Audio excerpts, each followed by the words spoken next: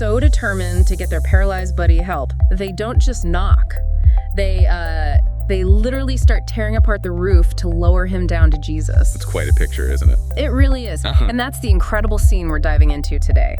We're looking at the Bible, Mark chapter 2, verses 1 through 12. And what's fascinating is how looking at it through different lenses, like this study we're using, keeps bringing out fresh perspectives on, timeless human stuff. Absolutely.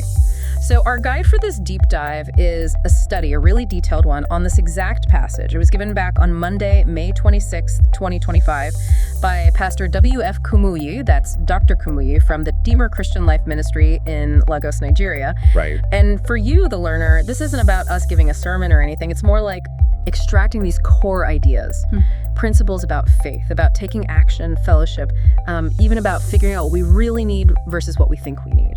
All pulled from this ancient story through the lens of Pastor Kumuyi's insights. Exactly. We're hoping to uncover some, surprising angles, maybe some practical things you can take away. Okay, so let's set the scene first. Jesus is in Capernaum, and the study points out he's in a regular house, not like a synagogue or a temple. Yeah, and what's the takeaway there, according to the study? Well, it suggests that these moments of connection, these powerful faith moments, they aren't just for special religious places. Right. They can happen anywhere, in the everyday spots. Exactly. Potential for big things can be right there in ordinary life, and the crowd in this ordinary house.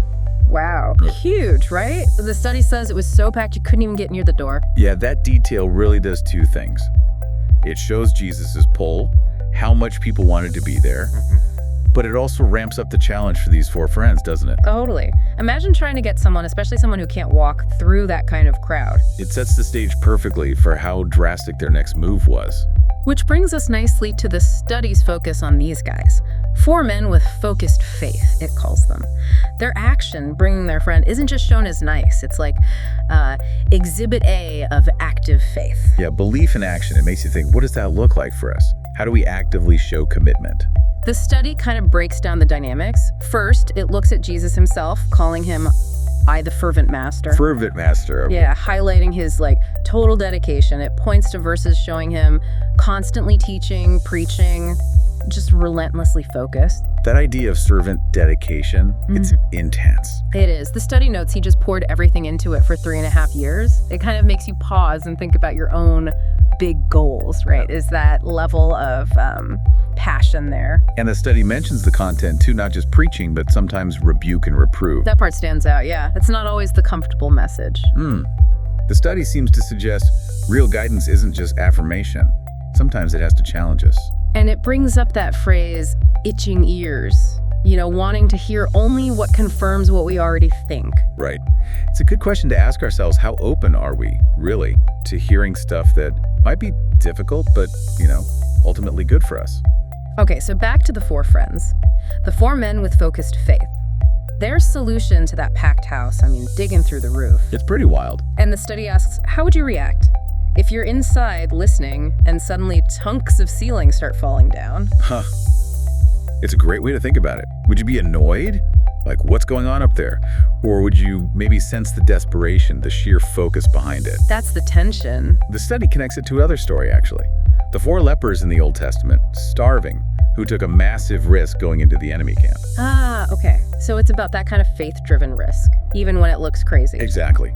Sometimes the unconventional, even disruptive path is the one that leads to a breakthrough. It reframes their act completely. It does, and the study briefly ties it into a bigger picture, like a prophecy about God's glory filling the earth through the gospel reaching everyone, suggesting these guys, in their own small, dramatic way, were part of that. Then the study moves to the full manifestation of friendly fellowship. So it's not just about having friends, but about community actively working together. Like supporting each other, bringing people in. It gives examples, Andrew bringing his brother Peter to Jesus. And Barnabas, remember, helping Paul get accepted when the others were still suspicious of him. Right. It's about that active help, that working together in love and cooperation, as the study puts it, makes you think about your own circles. Are you that person who helps bring others along, especially newcomers? And then it drops that really challenging question. Oh, yeah. Would you be genuinely okay if someone you helped introduce or support ends up becoming way more prominent than you are? Oof. That one hits home, doesn't it? It really probes our motives. It does. Thinking about Peter maybe getting more famous than Andrew or Paul than Barnabas, it highlights that need for, I guess, selfless support, focusing on the bigger thing, not just who gets the credit. Yeah, checking the ego at the door. So then the focus shifts. Jesus sees the man, and the study calls this section Forgiveness Ministered by the Faithful Mediator. And the striking thing is, Jesus' first words. Not about the paralysis. No, it's about sins being forgiven. The study really emphasizes this, like Jesus is addressing a deeper, maybe the deepest need first. That's a major point in this study, that spiritual healing, the pardon, the forgiveness, is presented as the priority, even over the physical problem, at least initially. It really makes you reconsider priorities, doesn't it? What are our actual deepest needs? Are we always focused on the root issues? The study almost suggests if you're looking for help or change, maybe start with seeking that inner peace, that forgiveness. It's a powerful thought, and then it elaborates on forgiveness for the repentant person. It connects confessing, owning up, and actually turning away from the wrong stuff. With receiving that mercy. It implies it's not totally passive. There's a part we play in seeking that inner healing, acknowledging things, wanting to change. Exactly. It's presented as a sort of two-way street, which leads to the next bit. 3, steadfast freedom for restored penitence. Meaning forgiveness isn't just a get-out-of-jail-free card to keep doing the same things. Right. The study is clear on that. Real freedom, it argues, comes from sticking with what's right, continuing in the truth, and leaving behind the stuff that messes things up. It uses that imagery walking in darkness versus walking in the light. Not about being perfect, but about which direction you're heading, your commitment to honesty. Yeah, that makes sense.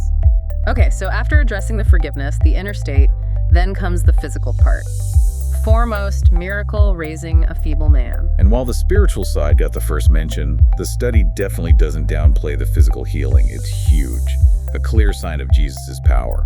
An undeniable miracle, it calls it. Powered by God working through him. Not just a hopeful suggestion, but like complete restoration. And that completeness is key. The study highlights this in Tyrol. Unprecedented miracle for complete paralytics. It wasn't gradual, it was immediate. Get up, take your mat, walk. Both physically and spiritually whole based on the sequence. Exactly, a holistic healing. Which then broadens out in the study's final point on miracles. 3, untold miracles of converted people. Okay, so moving beyond just the physical. Yeah, talking about the miracle of transformation itself.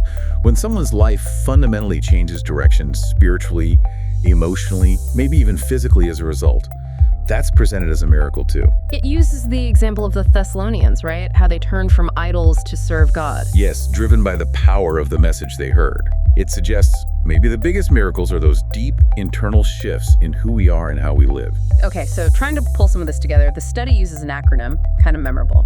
Who is a deeper? Ah, yes, the acronym. What does it stand for again?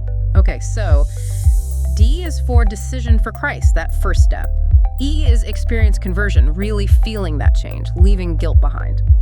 The second E is earnestness and Christ-likeness, like actively trying to live that way, even defending your faith. Got it.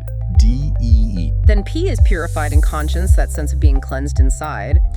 E is exemplary under correction, being teachable, okay with feedback. And finally, R is readiness for Christ's coming, having this ongoing sense of purpose and looking forward. D-E-E-P-E-R. It's a framework, really. A way the study suggests reflecting on different facets of faith and growth. Yeah, exactly. And then, to really nail the points down, the study includes quotable quotes directly from Pastor Kumuyi's message. Like little summaries of the big ideas. Precisely, reinforcing those themes. Preaching the word, active faith, forgiveness first, the power of seeing lives changed. They crystallize it nicely. And how does the study wrap up? It ends with a call to a decision. It's very direct about its aim, offering guidance both for unbelievers, people exploring this, and for believers already on the path. So making it practical. Yeah, it even includes a simple prayer for salvation and forgiveness, and a way for people who make that decision to connect further. Bringing it right down to a personal response. So for you, the learner listening in, we've walked through this ancient story, viewed through this modern study. You've seen that incredible picture of friends literally breaking barriers, a roof. out of sheer determination. We've chewed on that idea that maybe our deep needs aren't the obvious surface ones, Yeah. and the power of inner healing. Right, and the strength that comes from community, from actively supporting each other. Plus, you've got that deeper acronym as maybe a tool for reflection on your own journey. Which leaves us with a final thought, maybe something to mull over. What's your roof right now? Is there some barrier for you or for someone you know that needs that kind of focused, maybe unconventional action to break through? And maybe even deeper. Is there an inner healing beyond the surface stuff that needs attention? This whole deep dive seems to suggest that profound change often comes when we act boldly, maybe unexpectedly, and focus on what truly matters underneath it all.